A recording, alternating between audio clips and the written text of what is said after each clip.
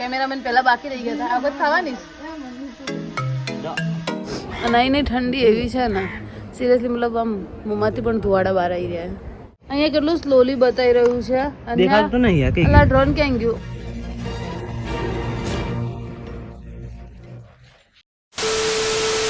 Hello guys, આજના અમારા બ્લોગમાં સ્વાગત છે. અને અહીંયા ઠંડી એટલી પડી રહી છે ને કે આમ હાથ પણ બરફમાંથી નીકાળ્યા ને એવું થઈ રહ્યું છે. અને હાલ અમે બેઠા છીએ બનાસકાંઠા ઇકબાલગઢ ધાબા ઉપર. સવારમાં દેખો હજી તો સુરત દાદા એટલે જ આવ્યા છે. અને અહીંયા અમે ડ્રોન લઈને બેસી ગયા છીએ કેમ કે સવારનો વ્યૂ ખૂબ જ સારો હોય છે. અને અહીંયા પાછો પહાડી ઇલાકો છે. દેખાવું છે રિમોટ ના આવે ને તો દેખો. અને ક્યારે તમારો ડ્રોન આ રીતે જો તમારી જો પણ ડ્રોન હોય ને તો ગરમી લાગે તો હાલ તો ઠંડી લાગી રહી, બહુ જ હવા હાલી ગઈ. ઉભારો ઉપર જાય. હા હા સૂરજ ધીમા ધીમા ઉગો. દેખો પાછળનું લોકેશન મસ્ત પહાડ ને આ સુરત છે એટલે બહુ જ આમ ફોક્સ મારી રહ્યો છે એટલે નહીં દેખાય કે. હજી ઉઠીને સવારમાં અહીંયા દેખો બ્રશ જ કર્યું છે, ડોલ પણ ઉપર મૂકીએ. અને અહીંની ઠંડી એવી છે ને સિરિયસલી મતલબ આમ મોંમાંથી પણ ધુવાડા બહાર આવી રહ્યા. બહુ ઠંડી પડી રહી. અમદાવાદમાં આટલી નથી.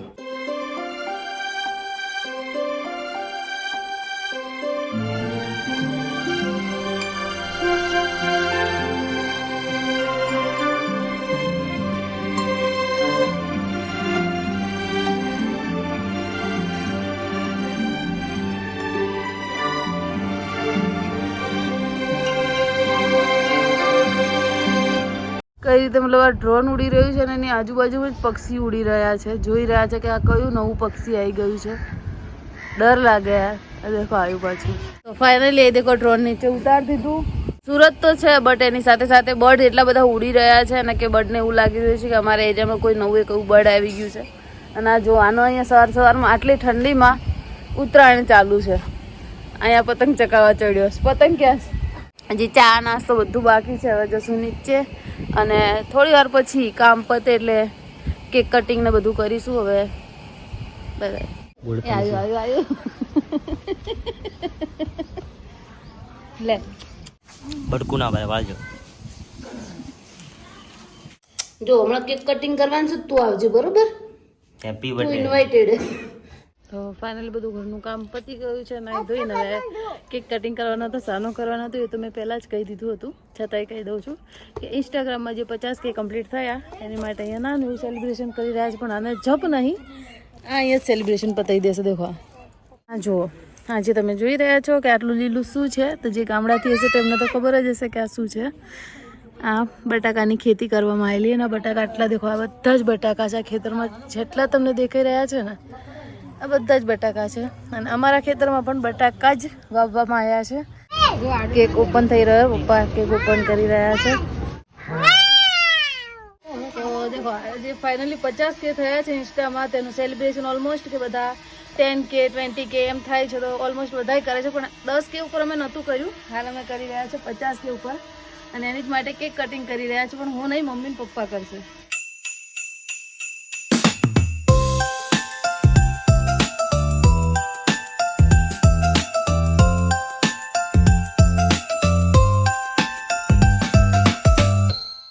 કેમેરામેન પહેલા બાકી રહી ગયા હતા. આ બધ ખાવાની રાહુલ. અને ઠંડી એટલી પડી રહી કે કેમેરામેન જ નાયા બી નહીં.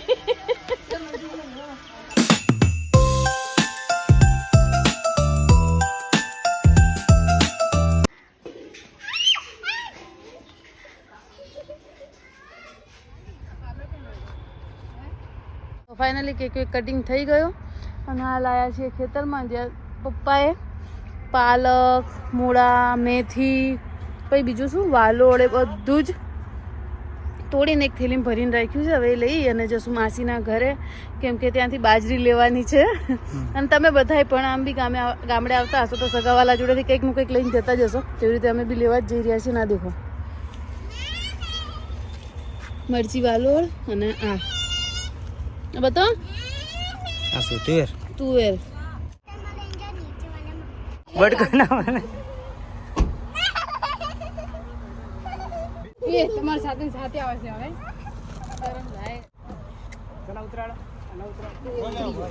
લડ બસ ડીંગી આવે નહીં. અહીંયા આવી તો ગયા પણ દેખો અહીંયા આવતા રોડમાં એક ટ્રેક્ટર પડ્યું છે જ્યાં એક કાકા કહી રહ્યા છે કે જો તમને આવડતું હોય તો તમે ખુદ જ હટાવી દો. તો આ કહે છે કે હું ગાડી હટાવું કે પછી ટ્રેક્ટર? તમને આવડે છે ટ્રેક્ટર? સ્કૂટર સાયકલ છે કોઈ આવડતું નહીં. સાયકલ છે કઈ આવડતું નહીં. તો આ ગાડી પાછી જઈ રહી છે. ફાઇનલી અહીંથી ટ્રેક્ટર હટી ગયું અને જઈ રહ્યા છીએ માસીના ઘરે. આ બટાકાનું ફૂલ હે? બટાકાનું કોણે ફૂલ કર્યા? એ આવે ફૂલ. ફૂલ આવે હે લા બટાકામાં ફૂલ આવે તો આપણે કેમ ફૂલ નહીં આવે? અહીંયા બી ફુવારા ચાલુ છે ભાઈ. ઠંડી કેમ ના લાગે? ઓલરેડી આ ગામડામાં મતલબ ઠંડી બહુ છે અને એમાં ફુવારા ચાલુ છે એટલે કેટલી ઠંડી લાગે. અને મહા અમે આવી ગયા છે. દેખો આવી ગયું ફાઇનલી ઘર. ફાઇનલી દેખો માસીના ઘરે પહોંચી ગયા ને પહોંચી અને ચા નાસ્તો પણ કરી લીધો. અને અહીંયા ગોવિંદ પાછું ડ્રોન ફ્લાય કરી રહ્યા છે અને અહીંના આજુબાજુનું પણ તમને લોકેશન જોવા મળશે. આ છે માસાજી, ઓલા ઉભા માસી અને એક આ ભાઈ વચ્ચે ઊભા છે તે ભાભી અને એક ભાઈ આવી રહ્યા. જવું તાર જોડે ને બાંધીને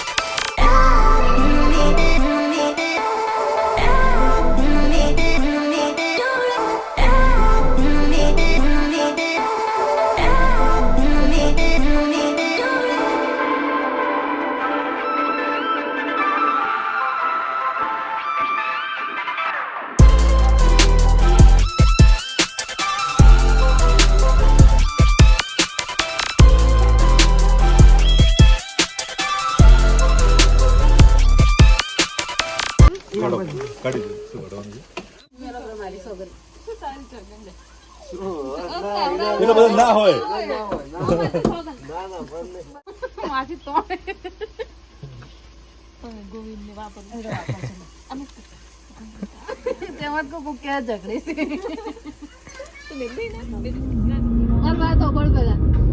હા જો અહીંયા કે એક ખાટલો બહાર લઈ જવો હોય ને તો કેટલી ઉપાધિ થાય છે. અને એક આ હેવી ડ્રાઈવર ભાઈ છે જેમને પોતાની વ્હીકલ મતલબ ગાડીની અંદર છોટા હાથી કહેવાય છે. અમારે તો આને બધા છોટા હાથી કહેવાય. કેટલા ખાટલા ભરી રાખ્યા છે નહીં? ફાઇનલી ગાઈસ હવે આ બ્લોગનું એન્ડિંગ કરીશું અહીંયા. અને તમને એમ હશે કે ક્યાં બેસી ગયા, ચાની કપ લઈને ક્યાં આવી ગયા. તો ઠંડી બહુ છે ને હાલ અમે છીએ મહેસાણામાં. મહેસાણા હાઈવે ઉપર ચા પીવા બેઠા છીએ કેમ કે એની ચા ખૂબ જ સારી આવે છે. ક્યાંની આવે છે એ નહીં કહું પણ આ હોટલની ચા ખૂબ જ સારી હોય છે. તો આજનો જો તમને અમારો આ બ્લોગ ગમ્યો હોય તો લાઈક એન્ડ સબસ્ક્રાઈબ કરવાનું ન ભૂલતા. મળીશું નેક્સ્ટ બ્લોગમાં ખૂબ જ જલ્દી. Bye bye.